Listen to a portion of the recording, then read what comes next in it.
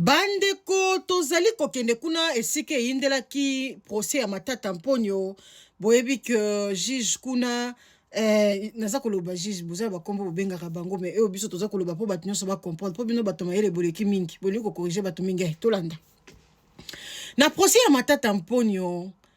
Juge auti atuni question moko alobi boni bozali ko condamner Matata Mponyo, mais Matata Mponyo zalaki un simple ministre yete mutabande ko coordonner nyonso mbongo ko bima budget ko bima makam nyonso, mais eza na ba équipe nango bakabola kango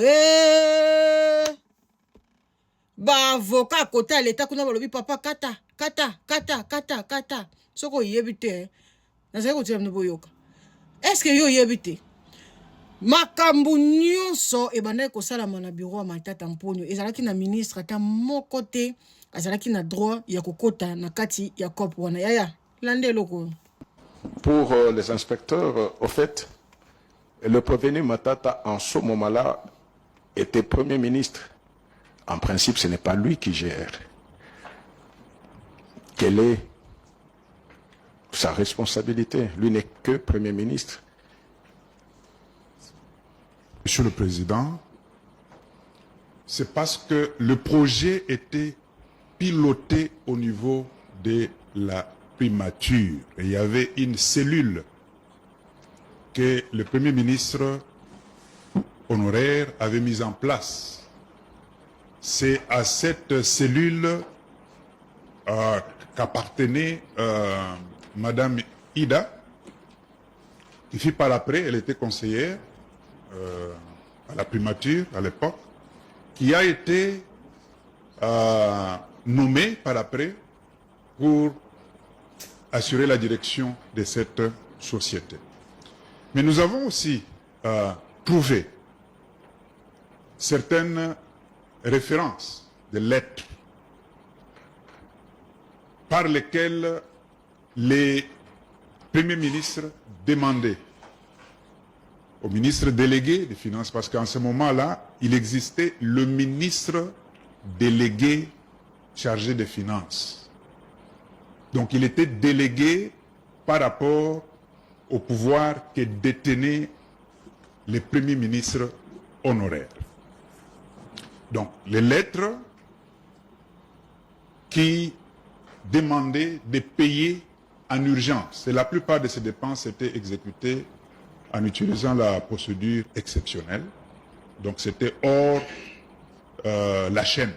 Donc il fallait débourser cet argent-là par la procédure exceptionnelle. Et cette procédure est activée si le ministre des Finances est en charge des Finances, il écrit une lettre à la banque. Et la banque s'exécute. La régularisation vient après. Et dans le cas d'espèce, le ministre qui gérait les finances à l'époque était le ministre délégué, chargé des finances. Ce qui fait qu'une telle lettre devrait provenir du Premier ministre, parce qu'il y a des dépenses comme ça. L'équipe de contrôle a fait venir les ministres aussi concernés. Ils avaient été invités et ils ont répondu à nos questions. Et nous avons constaté par la suite que aucun ministre n'était vraiment impliqué.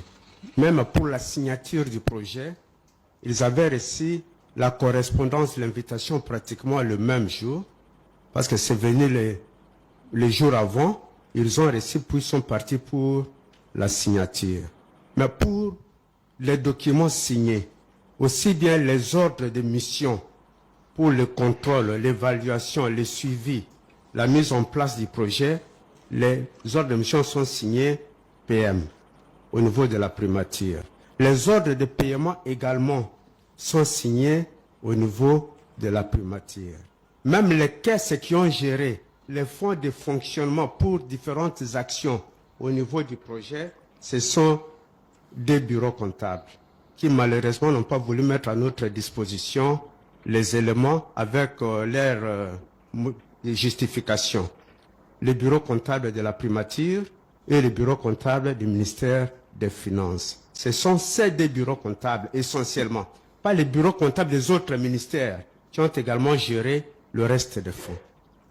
Pour le fonctionnement, pour le suivi, pour l'évaluation, pour le contrôle du projet. Cela est d'autant plus vrai que cela s'est passé au cabinet ou à la primature, parce que nous avons les conseillers en charge du développement, je crois, un certain John Moussousa Oulimwengu.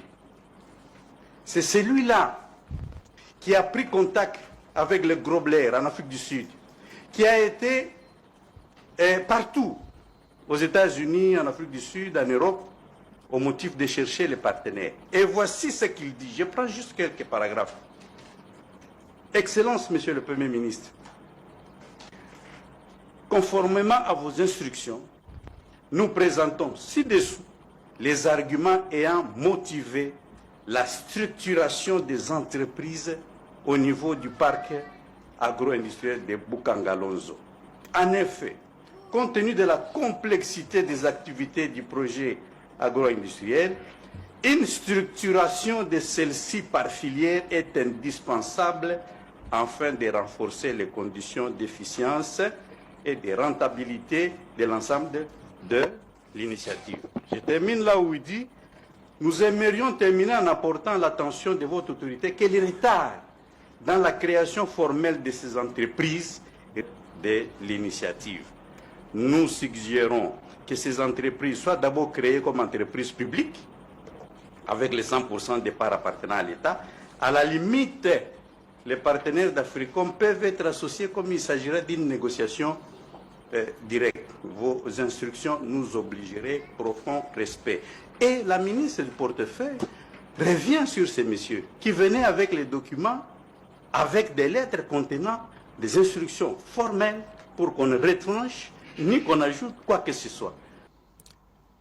L'analyse de ces éléments provenant particulièrement de la chaîne de la dépense ainsi que du ministère des Finances nous a permis d'aboutir à un montant total dans un premier temps de 312 millions de dollars qui avait été ordonné pour le projet.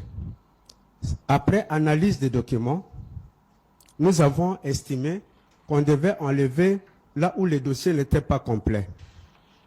C'est comme ça que nous sommes revenus en ce qui concerne la partie qui est sortie du Trésor public à 285 millions et puis en ce qui concerne la partie venue du Fonds de promotion de l'industrie à 1,1 million, ce qui nous a donné le total de 287 millions. Que la Cour veut comprendre, n'est-ce pas? Il y a un holding qui a plusieurs sociétés. Africom reçoit l'argent pour acheter tel matériel ou telle marchandise. Africom envoie l'argent à ses filiales. À ses filiales, exactement. Là, l'argent n'est pas encore sorti pour aller acheter. Là, l'argent est encore dans le cercle Africom. Exactement. La filiale, en ce moment-là, va faire la commande. Exactement.